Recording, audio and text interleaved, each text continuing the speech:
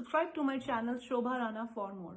It has become a very cool statement for young people to say that I am not religious, but I'm spiritual. That also comes from a space where how we were served religion.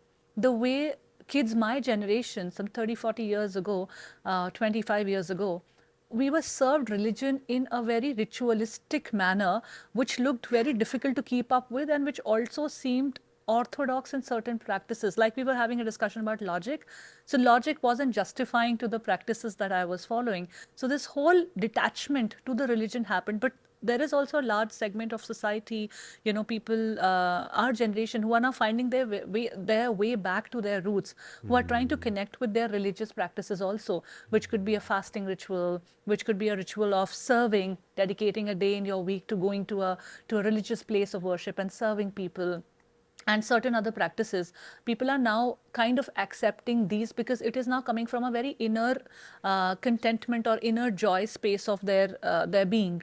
They're approaching it from a spiritual angle now. So both things going hand in hand. Also, there is a possibility. Do you see it as a possibility that? Absolutely. What happened was that rituals were thrust onto the generation. Right. And until the generation before you, it was okay. Right. Parents ne keh diya, chalo, we will do it. Why? Doesn't matter, we've been told. But now in your generation, there was a rebellion that I need to understand, and I'm not going to do it blindly. Right. And that is why people moved away from religious practices. But at this, which is, in a sense, it's not completely wrong, because to be fully entangled in religious practices without realizing its essence is not recommended. And the holy books also say that, look, you must understand the essence of what you are doing. Otherwise, it becomes a physical drill. Just doing Jai Jagadish Hare, and the mind is rotating around in the world, will not do. Right? So the inner connection, the purification of the mind is the most important. But then for that, we should see which rituals work for us. We should not become a slave of the rituals, but they should serve us in our higher purpose. So for example, if you become a slave, I need to take a bath before I can meditate. Then if I am not well, then I can't meditate. Right. That ritual or that rule was supposed to help us and not enslave us. This is something that people need to understand. That is such a beautiful point, Swamiji. I'm reflecting upon my own journey, and you have put it so beautifully. And that is a challenge for a lot of us also. When we get stuck with certain rituals and it becomes a part of our routine, and slowly it becomes a part of who we are, then deviating from it becomes so tough. And then practicing the right things which can take me to my higher pursuits, if that is not aligning with my routine, it becomes nearly impossible. So it's a very beautiful input. So people then start acting from the platform of fear. Oh my God, if I drop this ritual, I hope I'm not committing a sacrilege. Right. Right? So the perspective on religion becomes different. So this devotion that is motivated by fear is a lower kind of devotion.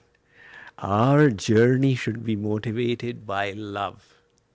And in that love, as the love grows, the rules and regulations start reducing automatically. So you don't have to count the number of times you are taking the name of your beloved. It should be a natural thing.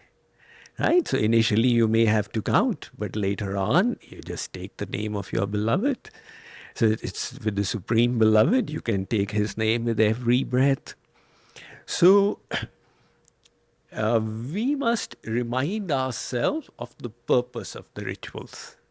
And the scriptures are always telling us, remember, the mind is the cause of bondage and the mind is the cause of liberation. If you are sitting in the temple and thinking of a cinema house, you are actually in a cinema house from the spiritual point of view. And if you have gone to the circus but tuned away from it and you have taken your mind to the feet of God, then you are as good as sitting in a temple. So we are where our mind is, and all the rules are helpers. Swamiji, what we do, we are very smart people. So what we have started saying is that, I don't go to temples because God is everywhere. But actually, are you practicing it in any of the moments of your day, or you're just saying it as an escape to not visiting a temple? So all of that also needs to be kind of considered from our viewpoints. That we must not just escape it. If we are escaping one ritual, what is the other pathway that we are making to connect to our supreme self, or the supreme soul itself? That's very right. That kind of danger always exists. What is required here is self-awareness, which is the ability to be aware of where my mind is, what its defects are. And the second is sincerity. You can deceive the whole world, but you can't deceive God, right? So particularly the younger generation, they use this pretext of spirituality, like you said, that we use it to our convenience. Right. And that should not be the case. The self-awareness should make us painfully aware of the state of our mind, and the sincerity should not permit us to compromise. And then we will be sincere in our practices and not make pretexts.